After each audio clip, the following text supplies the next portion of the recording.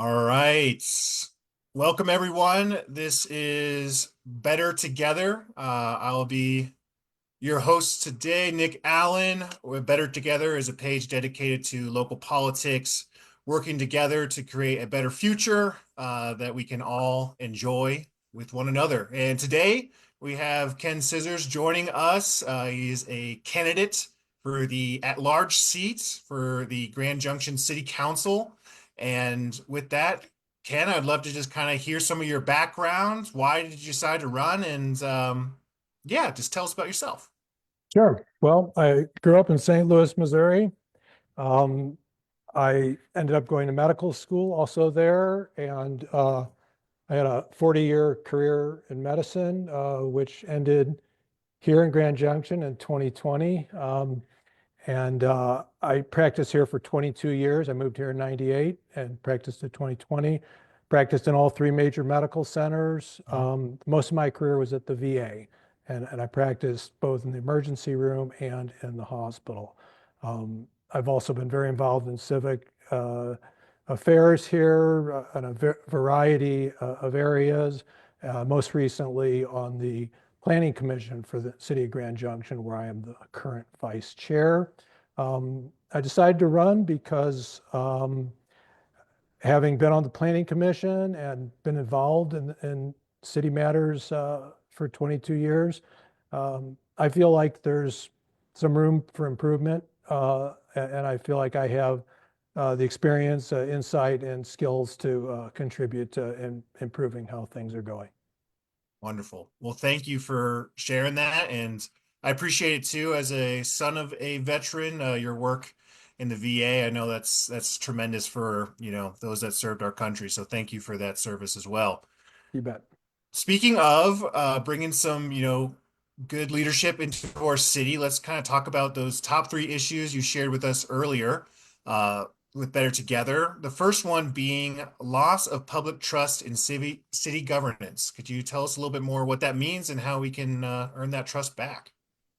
Yeah, for sure. So um, I'll just start off by saying that in general, uh, for a government to be effective, it has to have the public's trust.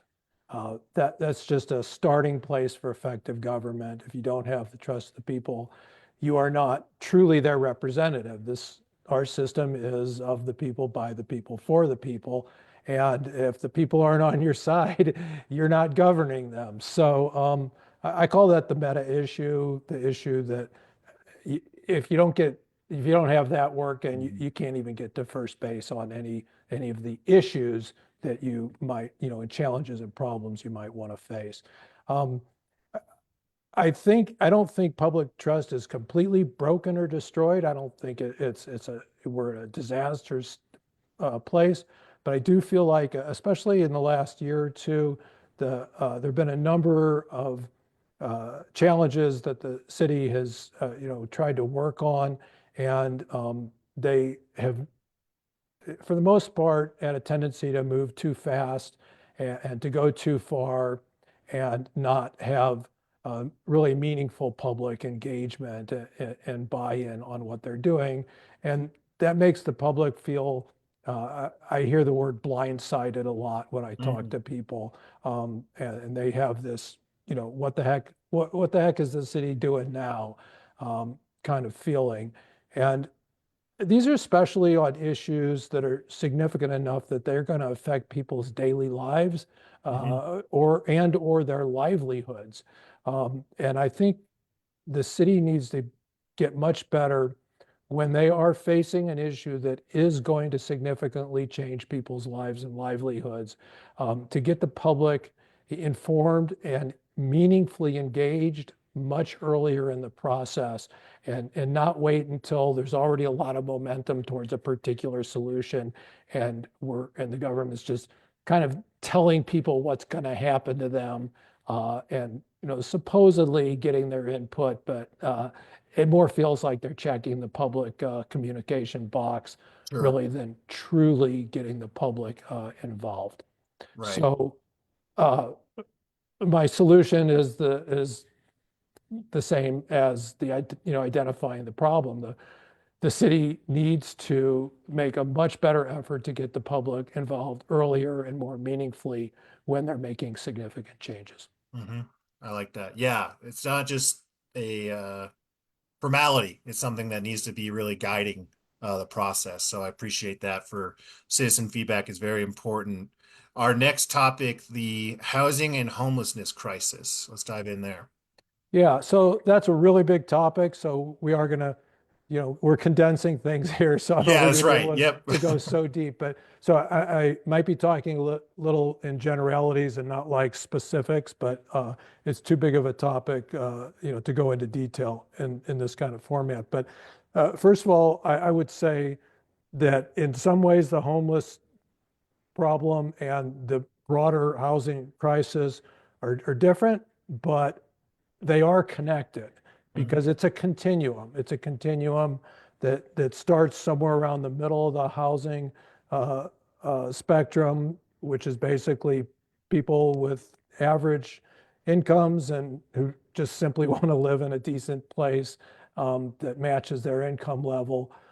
And right now, the gap between what people earn and what housing costs is just unprecedentedly daunting. And that's forcing people to live at a lower level than they really should.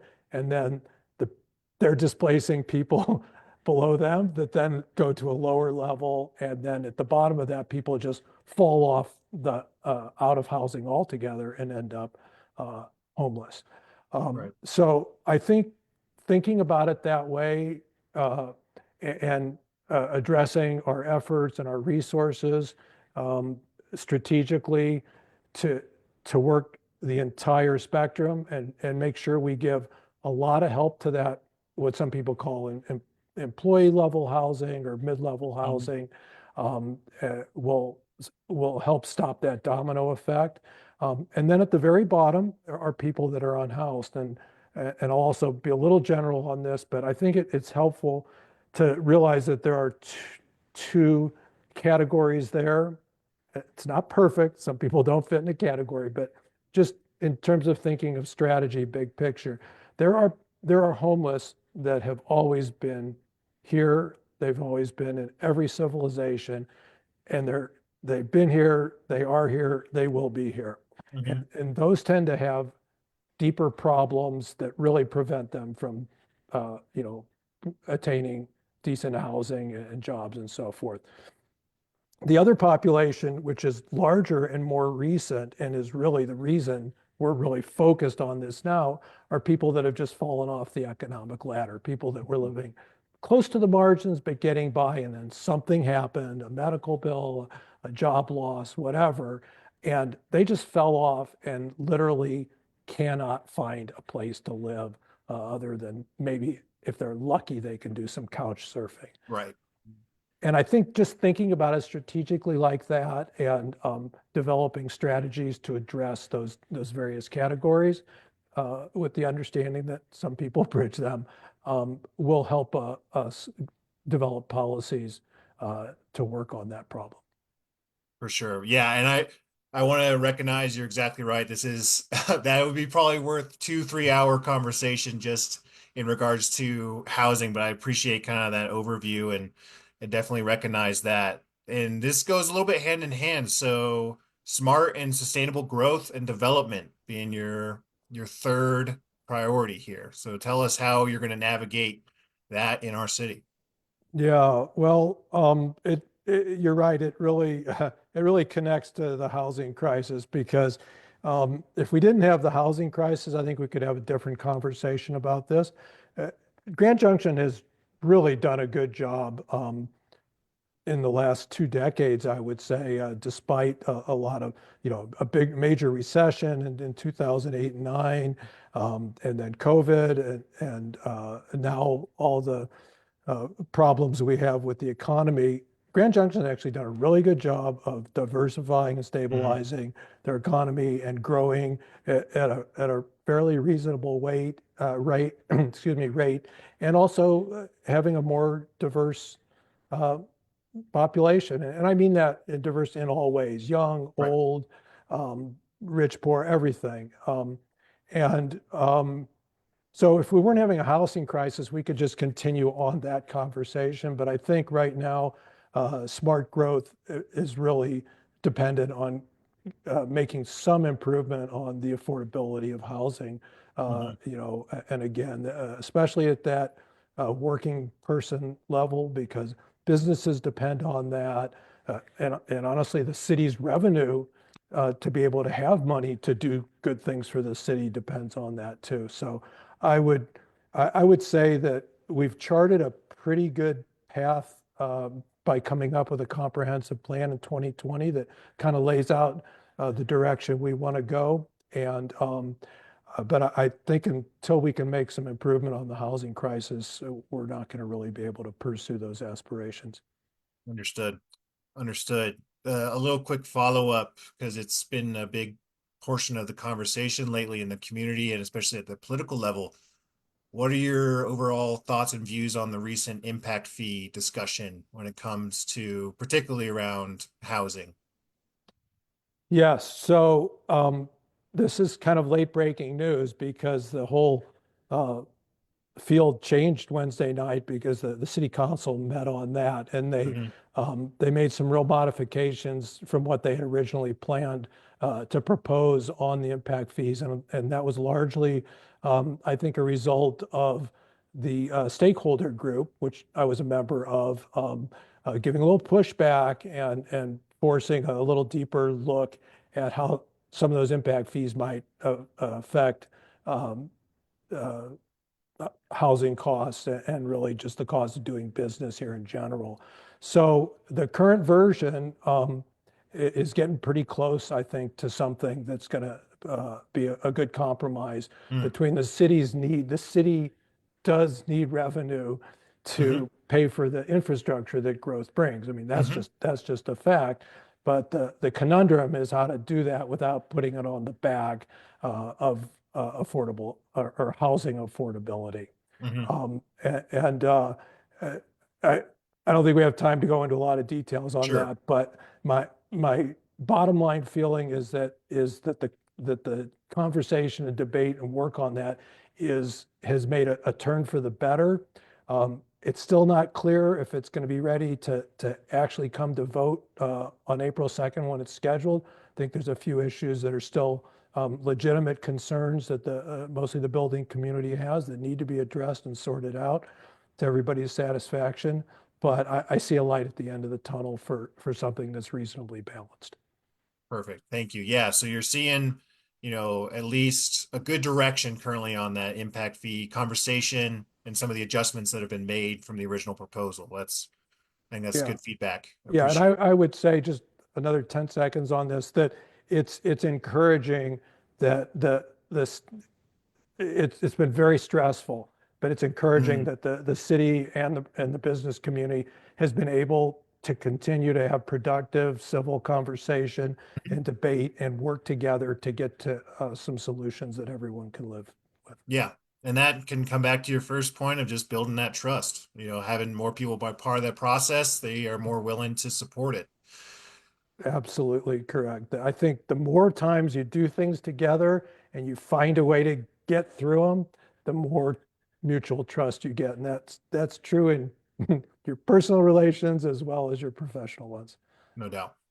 One thing I forgot to mention at the top, but a question that I would like to at least propose to you if you'd like it.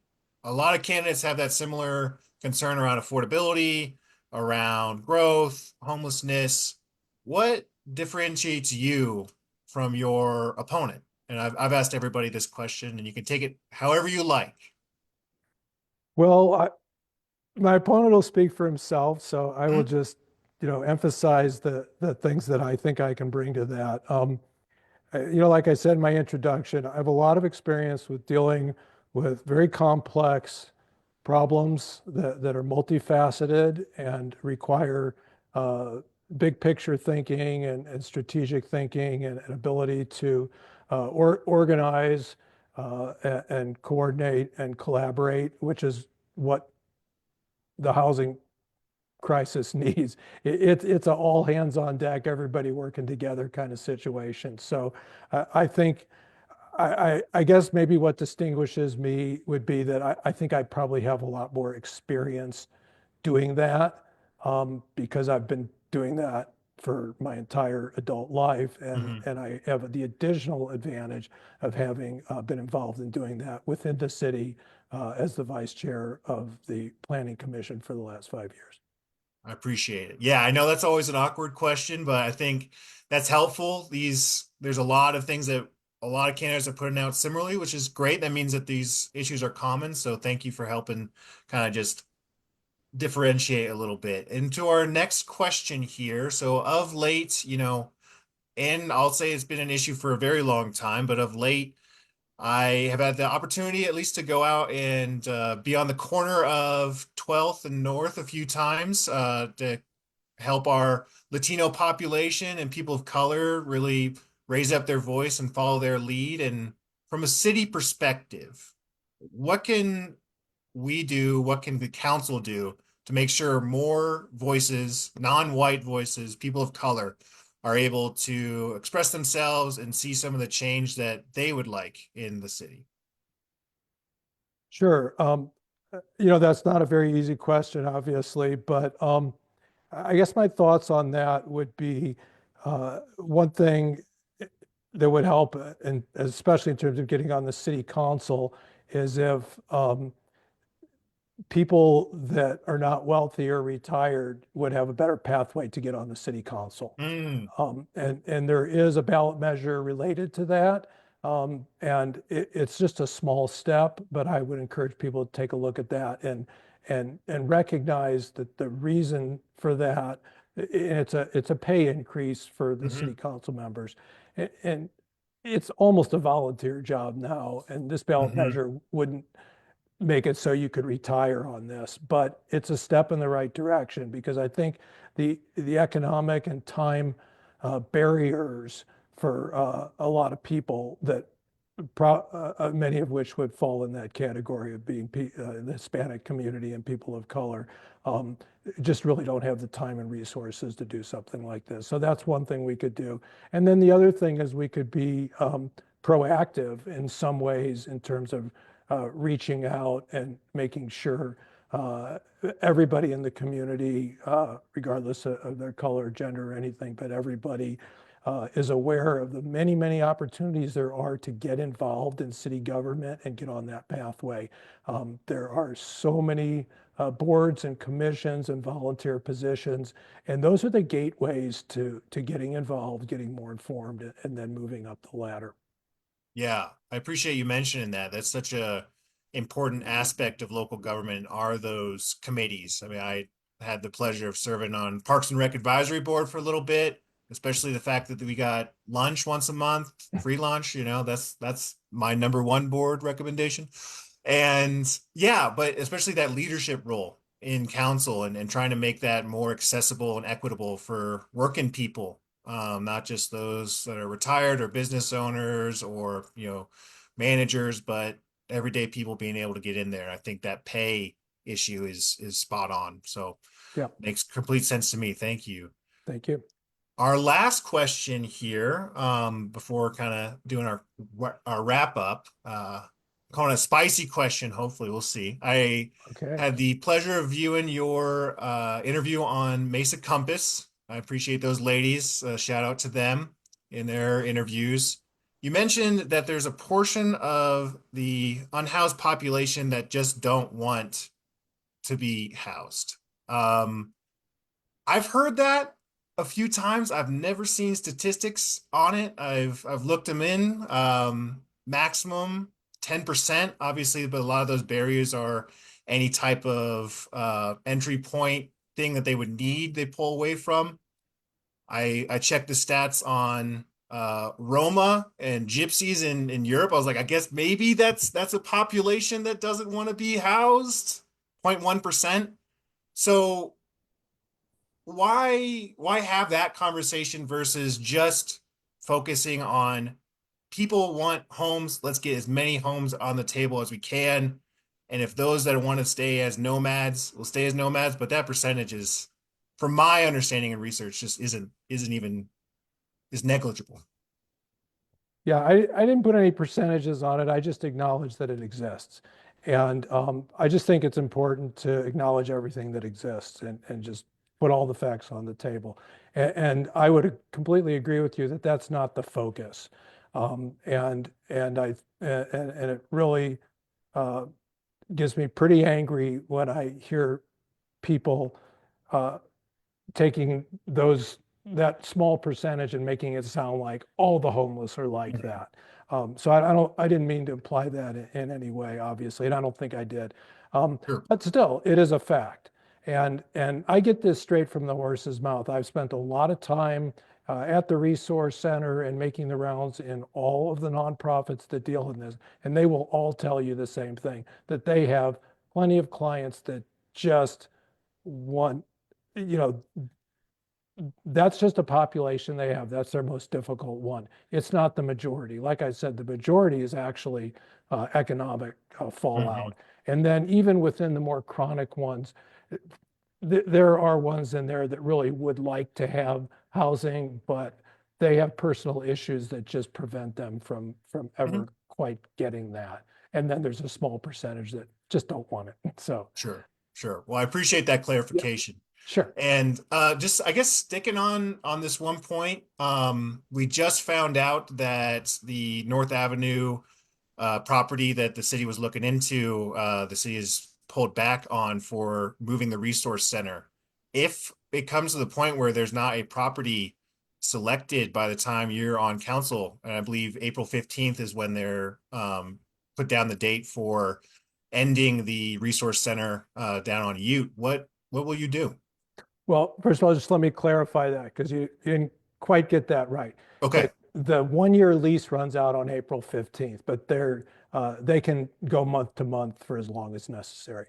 Okay, great. Then let's yeah, what would you would then advocate for the month to month until we find a place? Well, that would be what happened. We couldn't and wouldn't just shut it down. There was never an intention to do that. It was understood from the beginning that it was quite ambitious to think we could locate a site, get it fixed up, get through all the regulations, do everything, and actually literally move the operation in a few months. Mhm. That's just pretty unrealistic. And that was brought up in these discussions. And that was the first question that I asked when that came up is like, really shut the doors. And the city attorney was very clear about that. I asked a very specific question. The answer was very clear. No, that's not to worry. We just go to month at that basis. Um, when apparently when the city thought that the North Avenue location was going to work out, I don't think there was a lot of stress about this. Or maybe it'd have been a month or two. But now that we're back to ground zero on Right. shopping, which might not be fair because they've been looking at a lot of different sites. So they may have Mhm. to go back to something else, to a plan B, but it probably will be longer. And honestly, the main reason for being in a hurry to get out of there was safety concerns. Mhm. And those have been improved tremendously. So Agreed. I still think that's not the permanent location, but I think the urgency to move it by a very specific date, I think is a thing of the past. And it's really important to make a good move, a smart move, and something hopefully that would last a while rather than just doing something hasty that's just going to recreate the same problem somewhere else. Yeah. Well, you informed me, so thank you. Yeah, Sure. that would have been my first question as or was my first question as well as like, wait a second. Yeah. Like, I don't know how quick we could move on this. We just turning Yeah. people away, so the month to month makes sense. And I'm glad I Sure. appreciate you asking that question early on in the process as a citizen. So thank you. Well, wrapping up here, Ken. Okay.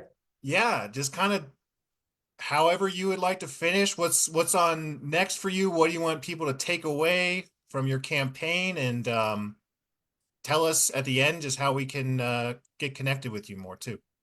Sure. Well, let me just start with the connected. I have a website, I have a Facebook page, Instagram page, all that stuff. And then, uh, especially on the website, if people want to connect more, like maybe they have a small group or something that meets once a month, whatever form, and they're like, oh, it'd be good to hear from a candidate, I'm glad to do that. And I would be glad to do that if I get elected too. Um, I guess the thing that's been on my mind the most lately is um, we do talk a lot about issues, individual issues, which we should, but I think um, one thing I really hope to do is to work with my fellow council members and the city manager and staff and take a couple of steps back and look at ourselves in the mirror a little bit and just ask, are we really comfortable with how we do things? Because it's easy to just get tangled up in the what we just did, but I think it's important to take a step back and say, are we uh, really approaching things the right way? Is there a reason that we seem to have this repeating pattern of, jumping into something and then having to go, oh, wait, we went too far. Are there ways we can be more efficient, more effective? Are we taking full advantage of modern technology in terms of our communication and information sharing? So a little internal, a little introspection and a look at our processes. I'm a very process-oriented person, a planning-oriented person, and I feel like I do see some areas that we could do better and be more effective. Lovely. Thank you. Thank you so much, Ken. I really appreciate it. Hey, maybe something if you get on there. Can we live stream those council meetings on Facebook? I get a little tired of clicking through to find all those videos. Just a heads up, just a thought. If we're in regards to using modern technology, I know school board does it, and it does make it a little bit more convenient for folks. I think they are live streamed. I'll double check. I'll Yeah, double so I check. I think knew they're they live were. streamed, but then the recording doesn't come out for a day or two. Gotcha. But Okay. you can not only watch it live, you can participate in it live. No doubt. No doubt. I don't know if it's on, they stream it to Facebook though. I think it might just be Oh, through the website. Yeah. oh, that's true. Yeah, it's through Yeah. the website. It's not on Yeah. Facebook. So yeah, I don't know. I mean, why not think about that? I don't have an opinion about it now, but I would say I would be open-minded if that would help be more accessible for more people, then why not? Yeah, there you go. Perfect. Well, Ken, thank you again. You're running at the at-large district. We're having ballots coming out in just a little bit over a week, I think. So make sure that everyone's keeping an eye out for those and research your candidates. Make sure you ask questions, reach out. We got some forums coming up too. But I just want to say, Ken, thank you again so much for joining us today. And we hope you have a good rest of your night and good luck. We're wishing all our candidates good luck on the campaign. So good luck on the campaign. Yeah, thanks. Thanks for having me. Of course. Have a good rest of your night. Bye. Okay, everybody. Thank you all for tuning in. And we will catch you again next week. We will be interviewing council member and candidate Cody Kennedy. We're very excited for that interview. Should be some good insight on how he's running for the District A, if I got that correct, and just how he's going to approach this, all these challenges that all of our candidates has faced and have put out, especially housing being a major one, impact fees. We're going to get his opinion on that. How's he viewing the new developments in regards to the resource center? So lots of things to discuss, lots of ways to get involved, continue to follow Better Together. We appreciate it. You can make a donation at the Patreon account down in the description. We put every dollar back into this page, to this project of working together to make a better future for all of us. Thank you so much for joining us tonight and watching, and we'll see you next time. Bye.